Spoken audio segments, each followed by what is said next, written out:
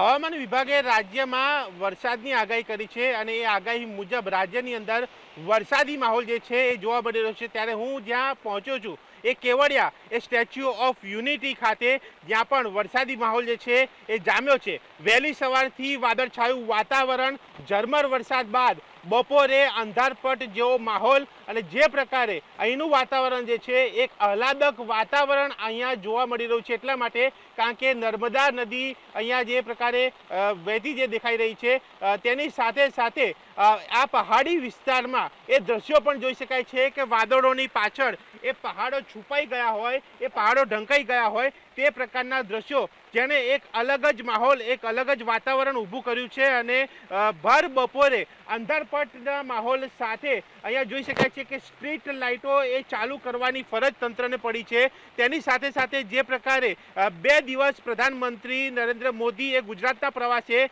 એ કેવડિયા ખાતે એક કાર્યક્રમ જે છે એ એકતા પરેડનું આયોજન કરવામાં આવ્યું છે। તે જગ્યા ઉપર આ જે વાતાવરણ અહીંયા જોવા મળી રહ્યું છે, ત્યાં ભર બપોરે એ રસ્તા ઉપરનો એ શણગાર લાઇટોનો જે છે એ ચાલુ કરવો પડી રહ્યો છે। આમ તો સમી સાંજે એ લાઇટો ચાલુ થતી હોય છે, જે અલગ આકર્ષણ ઊભું કરતું હોય છે, પરંતુ આ અંધારપટના માહોલ વચ્ચે એ લાઇટો જે છે અહીંયા ચાલુ કરવી પડી રહી છે, જેના કારણે ત્યાં પણ એક અલગ નજારો જોવા મળી રહ્યો છે। એટલે કે આ માહોલ, આ વાતાવરણ એ આ કેવડિયા ખાતે જોવા મળી રહ્યું છે। ન માત્ર કેવડિયા, નર્મદા, પરંતુ ગુજરાતમાં જ્યાં જ્યાં આગાહી કરવામાં આવી છે ત્યાં ત્યાં આ જ પ્રકારનો માહોલ। હવામાન નિષ્ણાંત અને હવામાન વિભાગના જણાવ્યા પ્રમાણે રાજ્યમાં આજે વરસાદ પડી રહ્યો છે તે માહોલ આપણે જોઈ રહ્યા છીએ, અને સાથે ક્યાંક ખેડૂતો માટે આ ચિંતાનો વિષય પણ કહી શકાય છે, પરંતુ એની સાથે આ વરસાદી માહોલની લોકો મજા પણ માણી રહ્યા છે। પણ એ બેવડી ઋતુનો પણ અનુભવ હાલ લોકો કરી રહ્યા છે, કારણ કે એક તરફ ઠંડી, એક તરફ વરસાદ, જેના કારણે એ રોગચાળો પણ વકરી શકે તેવી પણ શક્યતાઓ સેવાઈ રહેલી જોવા મળી રહી છે।